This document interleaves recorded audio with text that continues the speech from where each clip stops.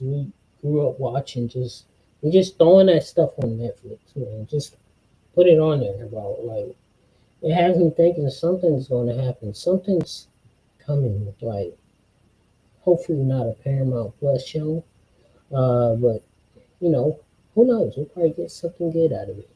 Let's see what this video is about. This is the 2000s keep coming back. This is like Johnny 2000. He was born in 2000. Pretty easy. Yes, yes, we all know revivals, reboots are always better than the original. Yeah, you want me back, I know you do. The original is always this kind of like horrible demo phase with bad scripts and bad acting. Everything I've ever believed is wrong. And really, when it shines, it's a reboot. Ooh, sounds like an odyssey. No, I'm just kidding, guys. But seriously, I want to go over as many reboots, revivals from the 2000s content we've known and loved as I could find. It's not going to be easy. I tried to do this video so many times, tried to script it and find a way to actually cover everything, and there's just no way. There's comic books, there's unreleased movies from other countries, there's short films, music. It's too much. I don't even know how people got this creative in bringing back old series. And trust me, there's a good way to do it and a bad way to do it. I don't know what you're talking about. But I don't really want to get into the logistics of that. I kind of want to talk about all these interesting shows I found. You'll see a lot that I don't even think you realized were either rebooted 10 years ago or gonna be rebooted next year. Exhibit A. Like, it's a lot to deal with, guys. So sit down, put up your feet, find the remote because you lost it last week when Grandma was visiting. Hey, is this thing on? Can you see me? And let's get into Johnny 2000.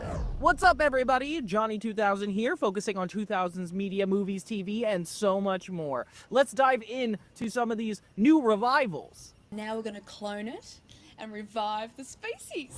Okay, so we start with 2005. I mean, clearly there's a lot of reboots and revivals from before then, but we're gonna start in 2005 with some of the classic reboots. And this is one of the original reboots, Lunatics Unleashed. So this is a show that aired in 2005, and it's a reboot of the Looney Tunes. You guys watch the Looney Tunes? Yeah, me neither. That's all, folks.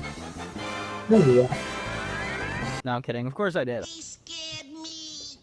Looney Tunes had multiple reboots, revivals, like a lot of different things. And this was like kind of the new era of bringing shows back. Something interesting that was new at the time. So this was on Kids WB, but there was a lot of other ones. That's when we get to 2008. Like, for example, we have Cory in the House. So Disney Channel definitely saw the potential in some of this stuff. That's when they got to Cory in the House.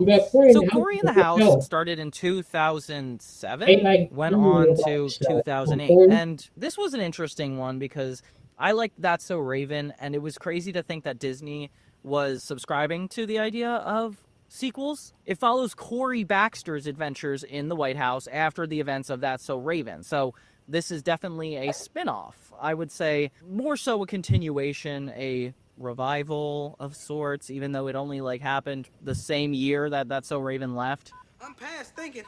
My fingers came down fast enough. Raven? Yeah. Hey, how fast can you get to Washington? Is this fast enough? So then after Cory in the House, it seems like Disney kind of had their hands on doing spin-offs. Like, for example, The Suite Life on Deck. The Suite Life on Deck is a prime example of early traditional reboots. So this was before I feel like everybody had this like reboot demand. Coming off of Cory in the House, I'm not surprised Disney decided to do this. It's interesting because taking from where The Suite Life ended, they kind of ended on a cliffhanger. Holy cliffhanger. The interesting controversy behind this show is that The Sweet Life of Zack and Cody should have essentially gotten a 4th, 5th, and 6th season, but instead they decided to rebrand it as The Sweet Life on Deck so they could re-contract everybody involved and only have to pay them first year's salary, essentially. Oh, I'm sorry. Why don't we just relax? We'll turn on the radio. So The Sweet Life on Deck is pretty infamous for being one of those earlier successes of the whole sequel spin-off series. Of course, we had the twins at the Tipton, and now suddenly they're on a boat, which is interesting because they're able to translate all their schooling and everything to the cruise. We get a lot of people coming back like London Tipton, Cody, Zach, like most main characters except for the hotel staff, like Maddie or Carrie or Arwen. So it was essentially like a whole new show, but still a continuation. Of course, then we have Merry Christmas, Drake and Josh. So Merry Christmas, Drake and Josh happened after the original show ended. Not super long after, but it's enough to be considered a revival because it had to come back to life for a little bit just to be involved. This was one of Nick's earlier revival ideas because, you know, back in the day, they would just make iCarly or make Zoe 101. Those are things that are like almost like spiritual successors, but never full-on reboots. So this was like the first time they like really dipped their toe into reboots, and it kind of reminds me a lot of how like Zoe 102 came about. Like they just got the cast together for 1 hour and a half endeavor, if you will. This one I consider one of the successful ones, like definitely a great nostalgia one-off, and it's making Nickelodeon jump more into the reboot and revival sphere. That's when we get to 2010s. So 2010, they got into the cartoon territory with Planet Sheen. Okay, so Planet Sheen is interesting because obviously one of my favorite shows is Jimmy Neutron. It's a great show about this boy genius, and suddenly canceled. After 3 seasons, they were not able to keep going. So that's when we were left with Planet Sheen. So Planet Sheen is taking from Sheen Estevez's perspective after the events of Jimmy Neutron, which were episodic anyway, so it's not like a crazy deal of things were happening. But still, it was definitely not a welcome one. Sheen, do not push this button. I would say one of the failures that kind of gave a bad connotation behind reboots and revivals. You disappoint me, Jimmy. It started in October 2nd, 2010, and I just don't think it was super worth it. Speaking of Lunatics Unleashed, there's a reason I mentioned it, because not only was it one of the earlier ones that had continued the Looney Tunes franchise, but then we had the Looney Tunes show. And I don't know if you guys know my opinion on this already, but this is one of the best reboots I think I've ever seen. I feel like it's one of the best installments into the Looney Tunes franchise. It's essentially taking all the normal characters we know and love and are wacky and putting them into a sitcom setup with Bugs and Daffy living in the same house. I remember being super surprised with how funny this ended up being. Crime? Well, some might say being too good looking. Nah, I'm just kidding. Contempt of court. It definitely was a surprise and made me have a lot more hope in reboots. And that's when we get to some crazier reboot territory. Legend of Korra. So the Avatar: The Last Airbender, definitely a legendary show on Nickelodeon. We can't discount how big of an impact that had. Like, even to this day, people keep watching it, let alone the fact there's going to be new projects coming up anyway. So Legend of Korra takes place right after the last Avatar. It's like 100 years later, so not right after. Dude, we've been waiting forever. Whatever. And it's following Korra instead of Aang. And this time we have a whole new set of characters. It takes a much more serialistic approach to its storytelling, where it's only 13 episodes per season, so they kind of succinct all the plot events to happen quicker, which is almost an improvement of Avatar: The Last Airbender. So I definitely recommend checking this one out. It is worth your time. Speaking of worth your time, guess what's not worth your time? 2013's Teen Titans Go. Hey, nasty. This one is a full-on reboot, not a revival. It doesn't take place after where we left off in the original Teen Titans, which is the biggest controversy. I mean, the original show was so good and well-loved, and they just had no right to make this show.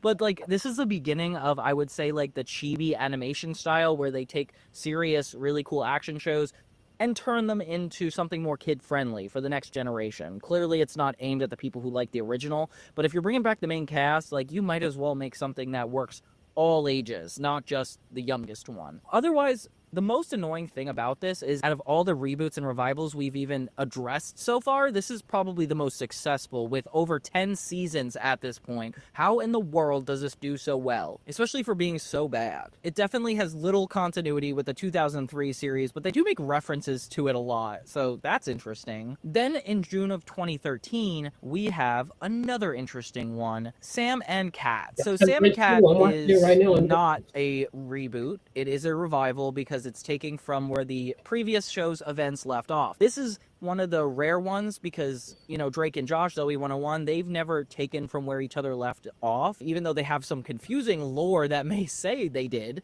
You know, like, they'll have Crazy Steve in, like, another show.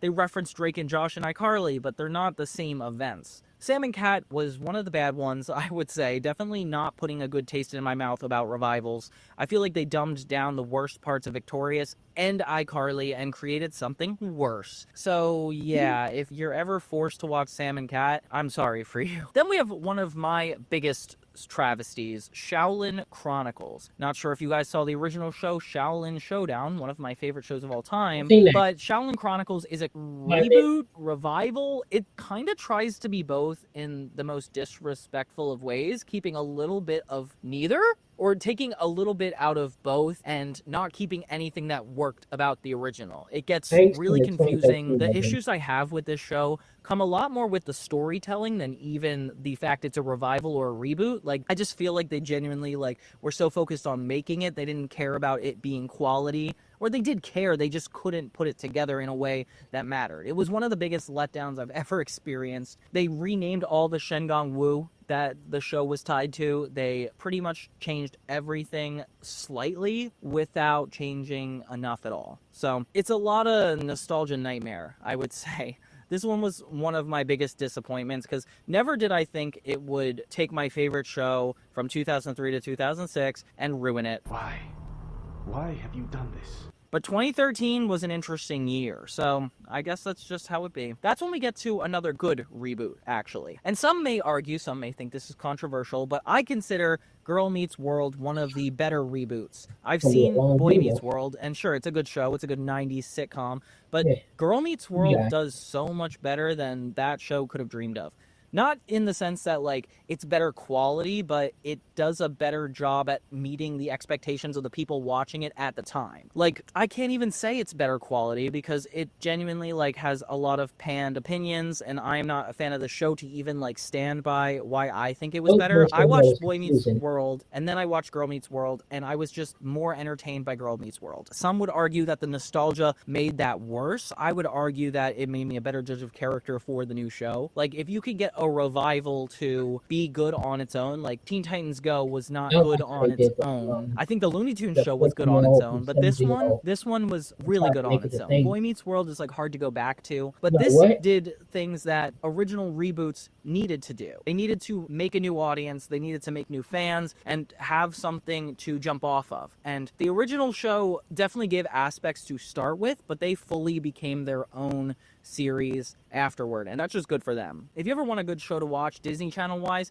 Girl Meets World's a pretty good one. Set over a decade later, we're following Riley Matthews, which is the daughter of the main character from the first original. Corey and Topanga, it's their daughter. So we get to see the original cast, we get to see the new people. Something about it made it a good TV sequel series. And if we have to go back to Looney Tunes, you're not going to be happy, but they did another new Looney Tunes show. I don't think I've seen this one. In 2015, they gave the Looney Tunes another try, and it's kind of annoying because I feel like they hit their best years when they got to the Looney Tunes show, but doing the new Looney Tunes show is almost a step back. My freshness, my freshness. You seeks to steal my freshness. They kind of reduced the characters to be even simpler. They went for a younger audience. as opposed to the Looney Tunes show, who went for kind of like an older audience, something I don't think we would have expected. Yeah, this was definitely a step in the wrong direction. It was a reboot because it was like redoing everything again, even though the Looney Tunes doesn't have that much lore to begin with. That's just how I'm looking at it. So yeah, 2014, 2015, okay. Then we get to 2016. I have to kind of backtrack, but one of the good ones from 2008 was Ben 10 Alien Force. So they had the original Ben 10, and that worked out really well for it. Something they did really smart when they got to Alien Force is not wait much longer after the original show. Usually that's the issue, is like you're waiting 10 years and everybody's already forgotten about it, but this took off right after the original Ben 10 series, therefore there wasn't necessarily a reason to have to worry about the pressures of catching up or the original show and how it worked. But yeah, Ben 10 Alien Force definitely was a good revival for the 2008. I would consider it a revival because it was essentially a continuation of the original series, just more mature, adapted character designs, and then they had like older protagonists. Like, this is what a real good revival would do. Of course, in 2009, they had another revival with Ben 10 Alien Storm, they said that, but then we're back to the Chibi series. Here we go again. Ben 10 2016 rebooted the series, unlike the revival of Alien Force or even Omniverse. They went back to the beginning again. They restarted it, so it's a reboot in 2016, and honestly, it's not that great. It's just all a big mess. It's shorter, it's cutting out any of the darker tones that I think people liked, but who's to say it didn't work out for the kids of the time? Like, maybe there's still some Ben 10 reboot fans out there. Speaking of that year, you're not going to be happy with this one, but obviously they had a Powerpuff Girls reboot. Another chibi one. Girls? Girls? Awesome. Blossom? It's me, where it looks like they're significantly younger than they were to begin with. They're starting the story over. The only thing that's annoying about the 2016 reboot of Powerpuff Girls is that they rebooted it, but they didn't keep any of the original plot line. Oh no, this is bad. That's what I'm saying. So it's almost like they like half committed to it. It didn't feel super authentic to them. It was more like just a repackaging to get to the younger generations, which I never really like. I hate when they do it like that. But I don't know. The fact that they recast the original cast was probably the most disrespectful, because I remember all the main cast going on Twitter saying that they weren't even asked to come back, which is kind of depressing. After this was another reboot where they attempted to make a live action version. I'm not sure if you guys heard about that, but it was like Dove Cameron and a lot of famous people, even Donald Faison to play the professor. This would have came out like 5 or so years ago, but it just didn't work. This show almost got rebooted twice and was successful once. Like, the 2016 one was considered a success. And this is where I think Cartoon Network came into the picture more. I feel like we had some like negative connotations around this until Samurai Jack came out. So Samurai Jack started in 2001, and it's an action cartoon series featuring Samurai Jack, and there's not a lot of audio. It's a very visually driven show, and it was definitely one of the best of the time. This is the first time, I think, instead of rebooting a show, they decided to revive it. It's time to end it, don't you think? Never.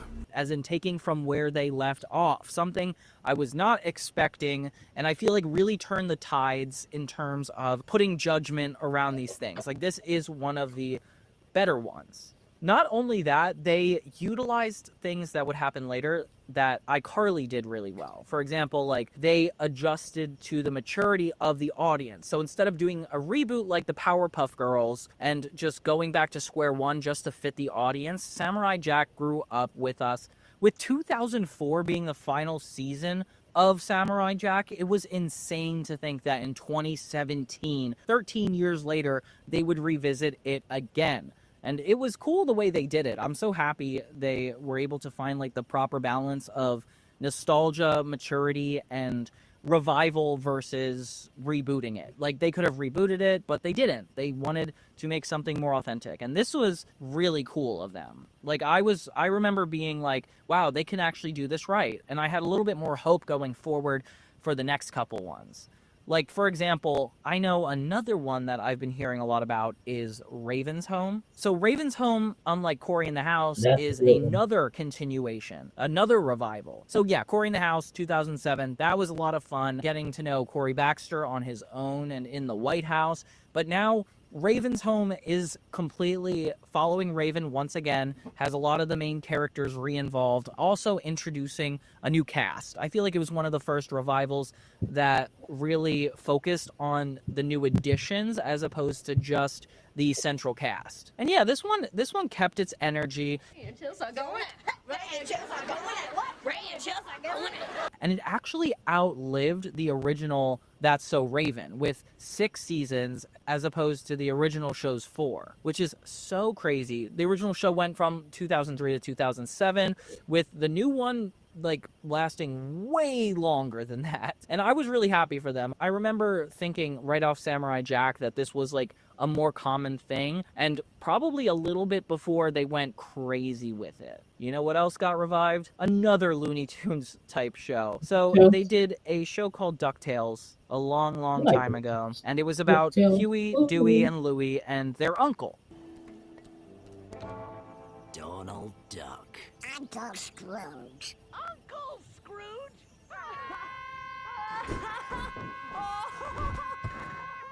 With the original show being just like a 2D animated 1990s show, it was crazy to think that they would come back like almost 20 years later, probably the biggest gap between all of this. It came out in 2017 and was fire right off the bat. So this was one of the better cartoon ones as well. Disney was the ones to revive this one, not necessarily Cartoon Network or Nickelodeon. So it was cool to see the other ones take a step back while these guys were still continuing to figure out how it would work. Total Drama Rama, definitely one of the worst reboots. When they brought back Total Drama Island, That's I didn't like that. wonderful. I even like the original one. ¿Qué idiotas incompetentes?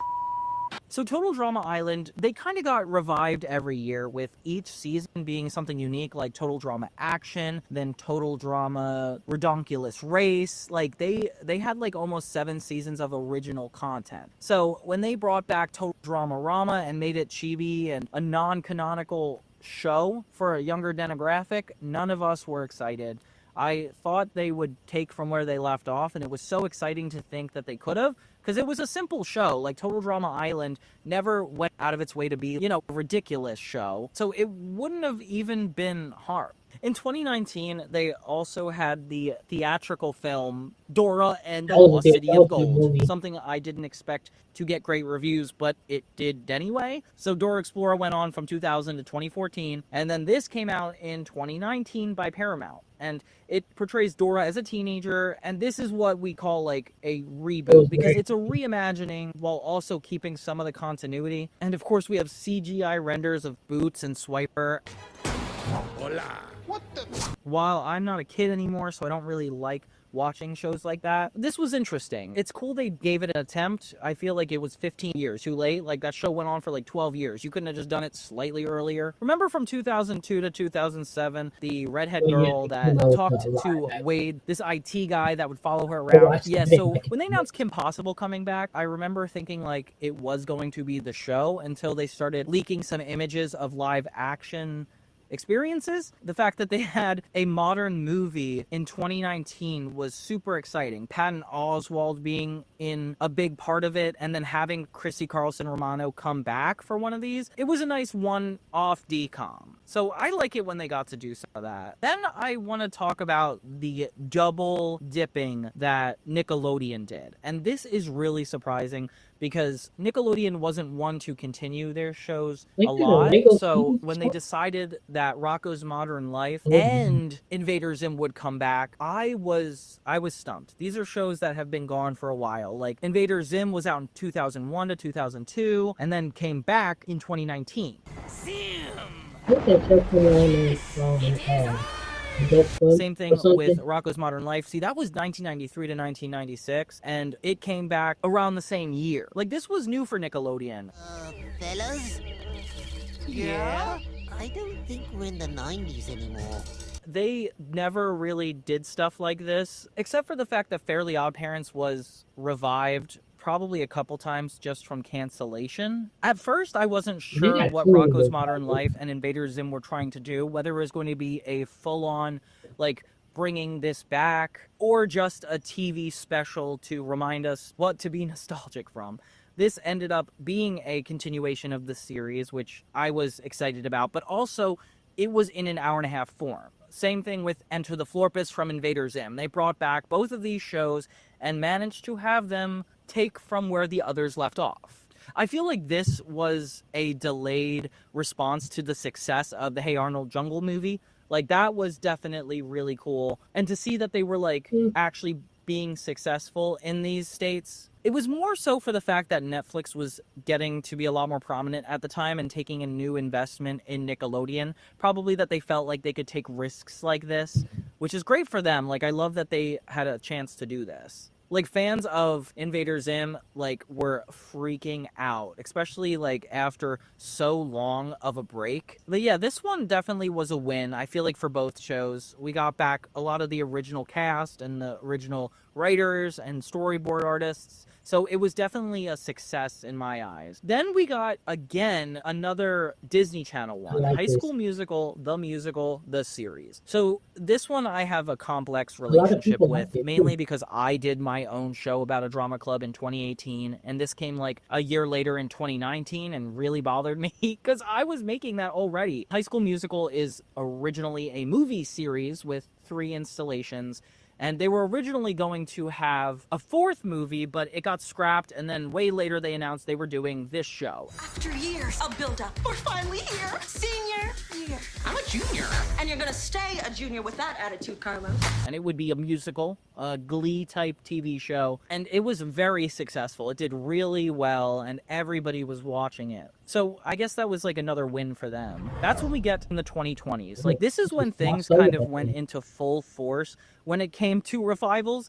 Like, you'll see after 2020, there was such an up in the amount of revivals being done. The 21st century is a very dangerous century. In March of 2020, Henry Danger got its own revival. The original show was from 2014 to 2020, and then right after they had this show. It all just kind of happened. Oh, and they had Captain Man and new children superheroes in training.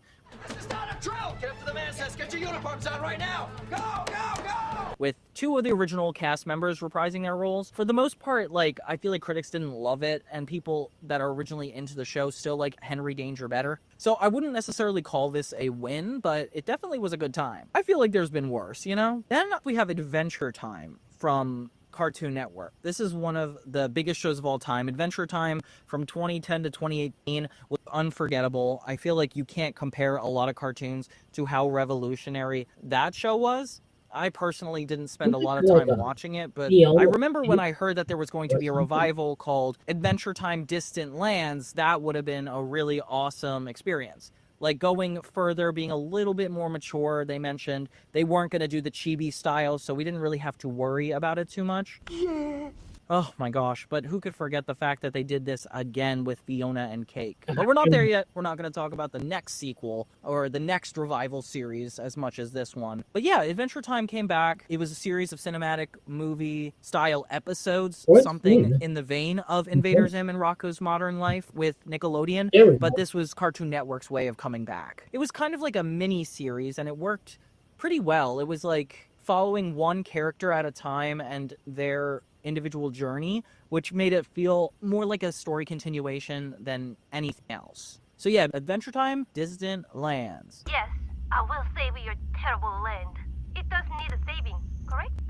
Then we have that same year, Animaniacs coming back. So this was a classic Warner Brothers animated series in the same way Looney Tunes was. This is one of the successful revivals. All right, guys, there's a lot of pressure on our first lines. Wait, don't. Make sure it's good first. Maybe something reminiscent of the first season?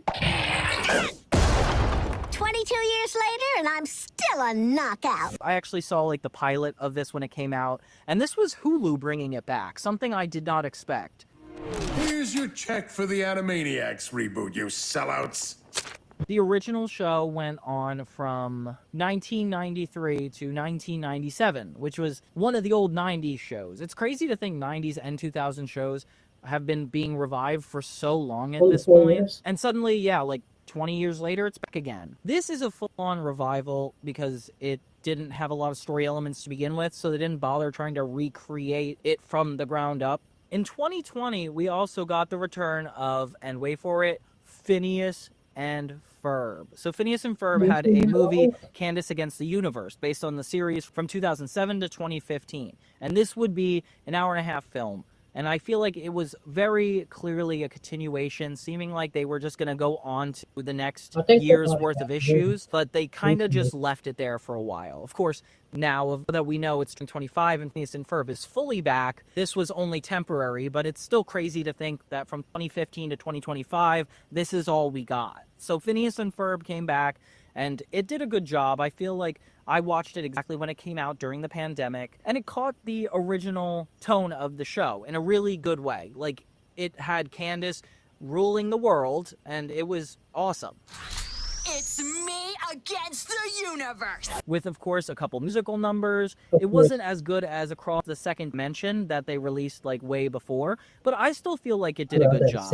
And the fact that, like, they even are still going to this day is super exciting. We have our show, iCarly, the 2021 revival series. So I'm doing a video on this right now. I can't wait to show it to you guys, but iCarly took its original premise and continued from where it left off. It was a full revival without having to reboot anything or change anything that happened, and it got funnier. I honestly think that the adult approach to this show did really well for it, and having them adulting in Seattle really works. Like, Nathan Kress, Jerry Trainer, and Miranda Cosgrove are great.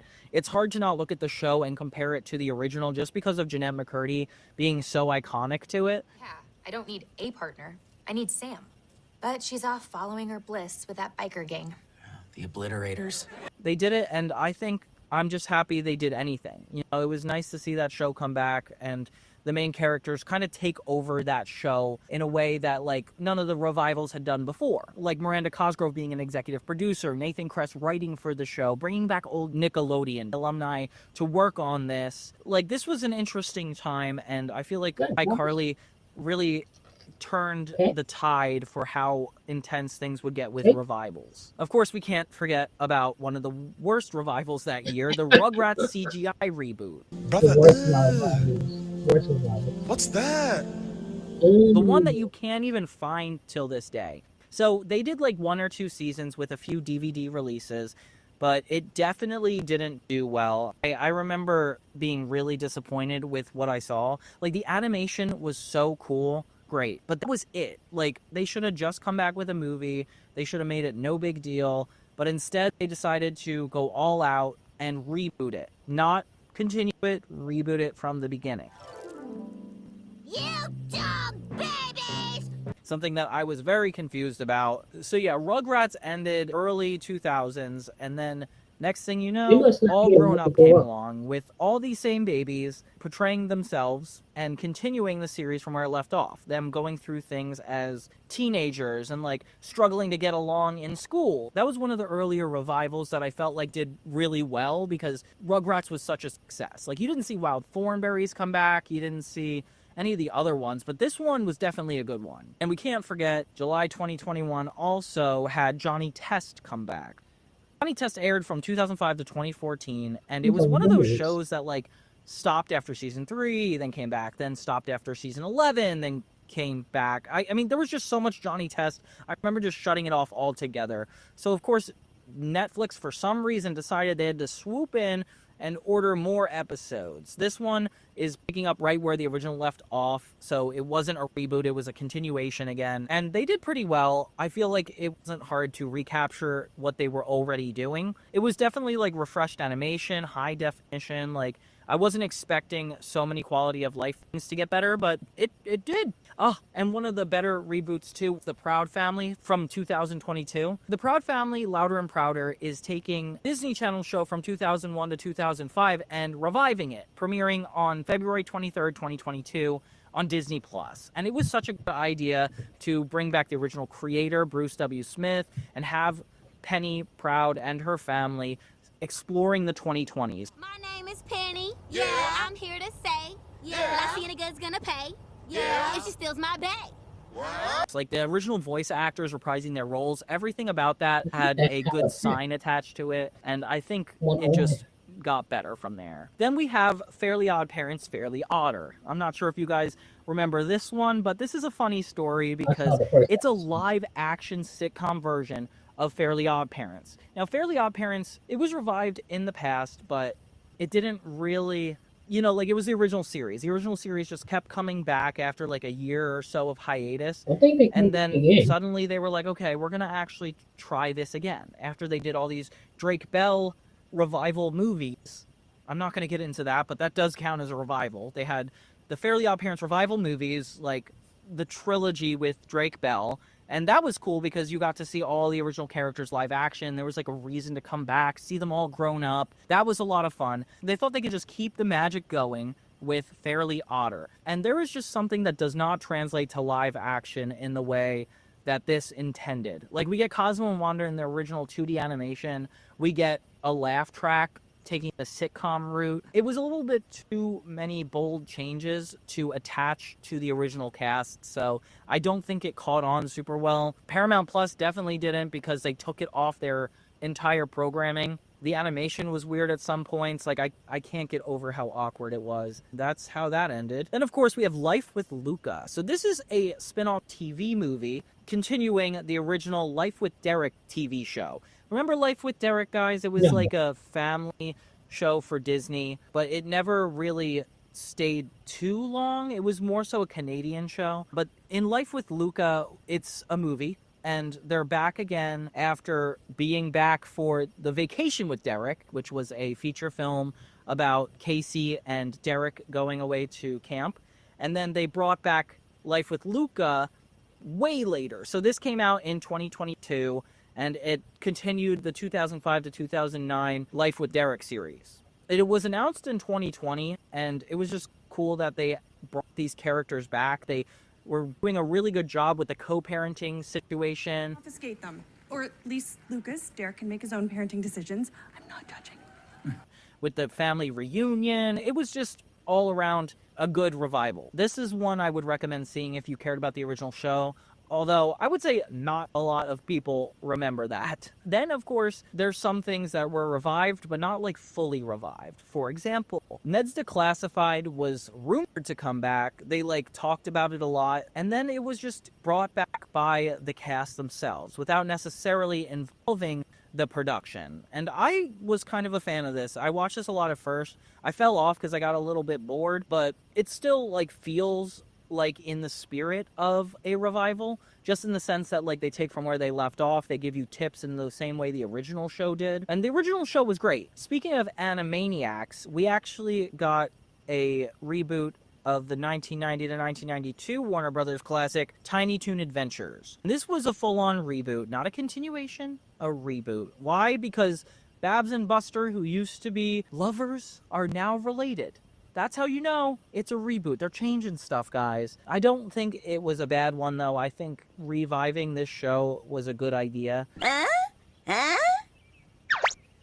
Tiny Toons Luniversity does do a good job at, like, keeping some of the comedy, some of the original heart. But unless you're, like, the age that they're expecting, I think it's not going to be super open for us. So yeah, Tiny Toons Luniversity, definitely another revival. Not sure if it was good or not. Of course, we have Zoe 102. So Zoe 102 is a continuation of Zoe 101. If that wasn't horribly apparent, they did a good job in my opinion. If you guys have seen it, it's already out. We talk about how the characters come back. Not all of them do. It doesn't really live up to the same vibes.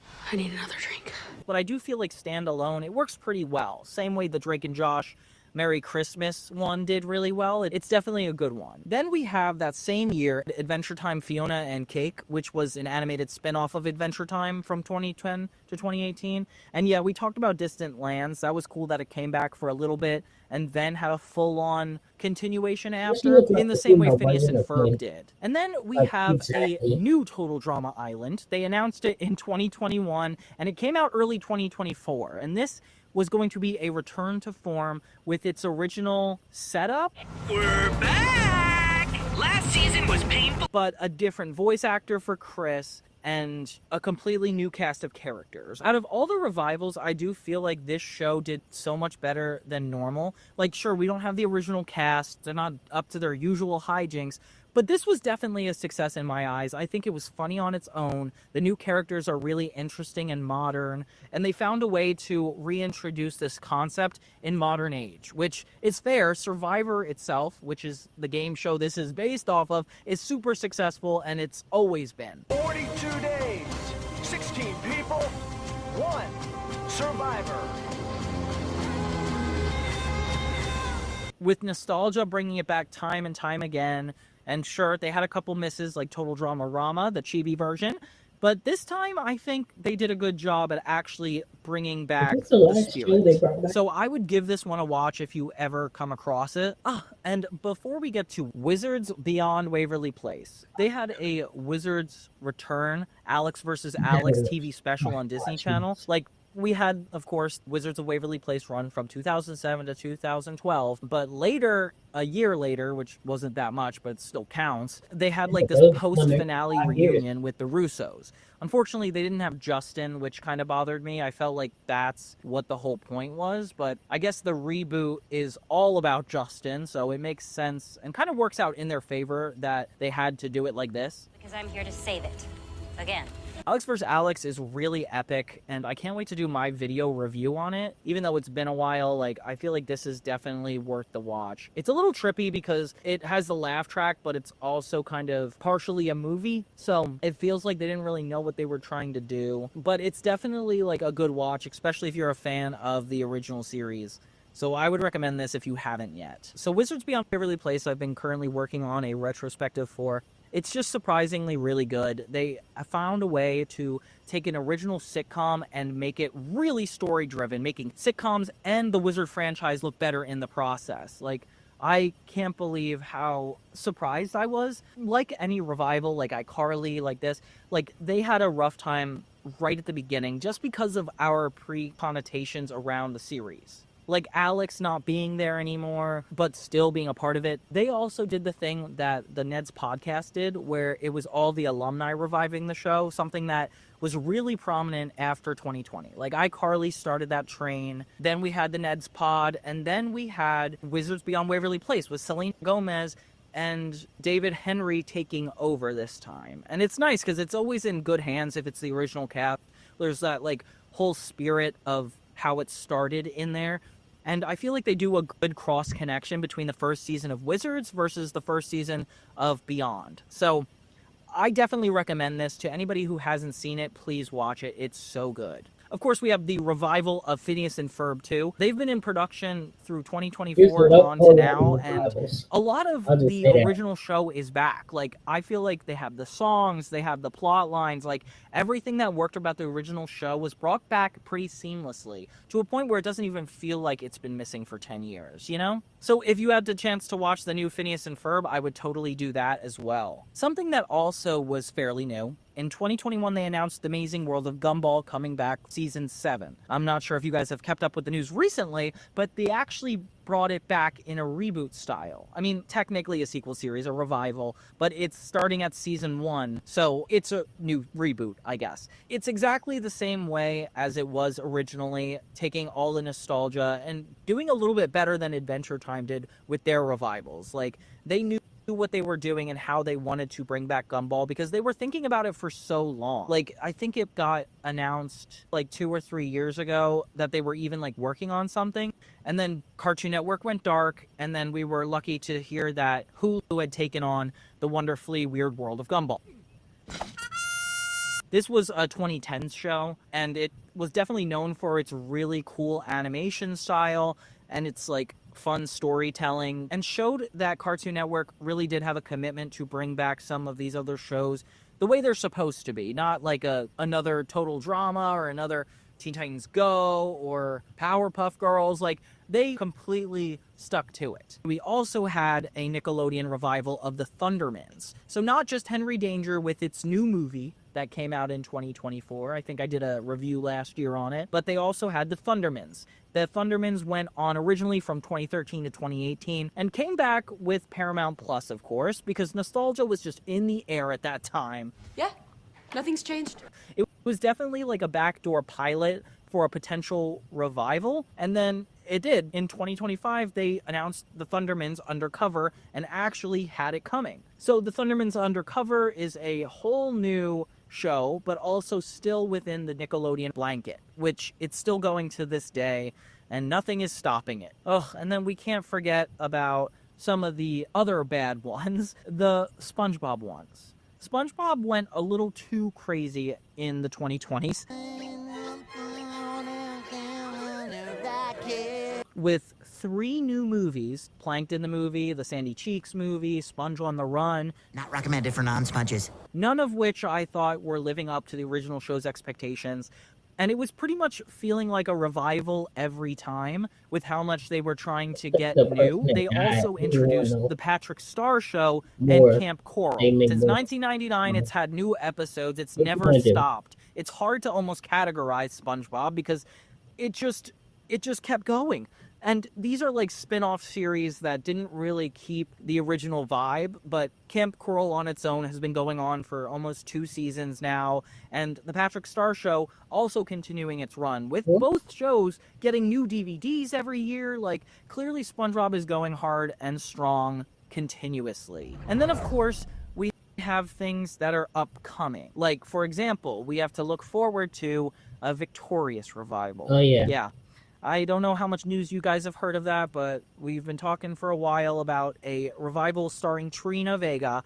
Option B, me. In Victorious, and I can't imagine what that's going to be like. I was pretty happy about how iCarly got rebooted, so I hope they do a good job. I feel like with the writers being the age that I am now, like, they definitely have good insight on the show, more than the original creators sometimes. So I'm so happy that they're going to revisit that. And of course, iCarly 2025 is a new movie. They're working on the iCarly movie after 3 seasons of the reboot. They got a new movie to finish off their series. And I'm excited to see where Wizards Beyond Waverly Place goes in comparison to that, because those two are kind of in tandem. You know, they were early 2000s shows that got revived and had a little bit of success, and they're doing well, and I hope they keep doing well. They also announced the Foster's Home reboot. So Foster's Home is going to be rebooted, and it hasn't happened yet. It will, and it is going to do the chibi style. What did you just say? And kind of focus on its younger generations. So I'm kind of hoping this turns out really good. I feel like the idea is great in concept. The style lends itself to be a lot like Weird World of Gumball. Foster's Home has always been a great show, hilarious comedy, and I think with Craig McCracken behind this, maybe it will come out better, but I'm not going to get my hopes up. Oh, and then of course we already have the pre-greenlit Avatar The Last Airbenders movies coming out. Like, that's going to be fun. There's an Aang one, a Korra one. They have a little bit of a revival planned for every aspect of that show. I'm not surprised, because in 2020 it blew up all over Netflix. Of course we want to see more Avatar series. And unfortunately, I have to kind of backtrack, but One Piece had a Netflix series. One Piece is an anime, and they had a show based off of the anime, and it did a really good job too. One Piece did a really good job at keeping the energy of the anime, the plot lines, and still making it not cheesy, especially since there's so much action involved. It's like hard to make something like that not cheesy. Considering Death Note was on it a couple years before, and that was not so great with Nat Wolff, by the way. Can you imagine Naked Brothers Band and Death Note being the same movie? Yeah, that would have done well, but it didn't. But One Piece did. That's why it's such a travesty that the Avatar The Last Airbender live-action series didn't work. Avatar The Last Airbender got rebooted, revived. It had a feature film that attempted to recreate the magic that it originally had, but it just didn't work. They were about to get it right this past time until the original creators of the show jumped ship.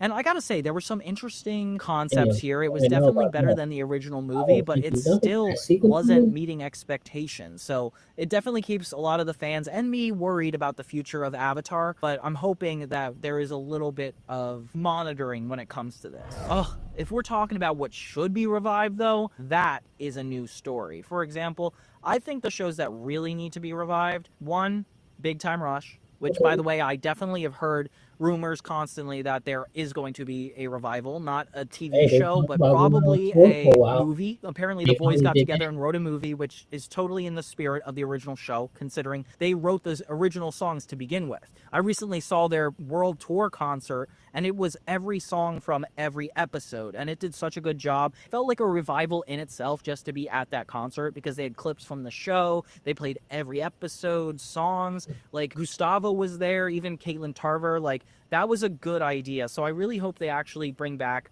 Big Time Rush for good. Hannah Montana, obviously, we're waiting for Disney Plus and We Miley don't to need that. create the perfect storm and bring us back to the double life, but who knows how good that would be.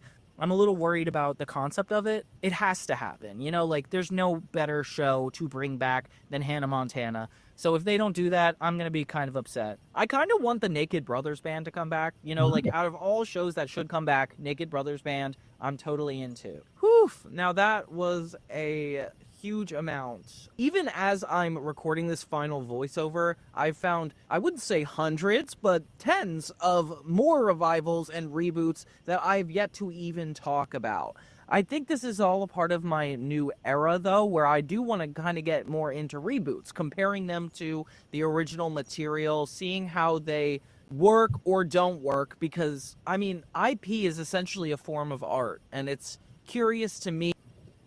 I'm not gonna lie to y'all. That was a long video. I didn't know that video was gonna be that long. You know, even though I'm like, wow. Yeah, this is gonna be the last video for today.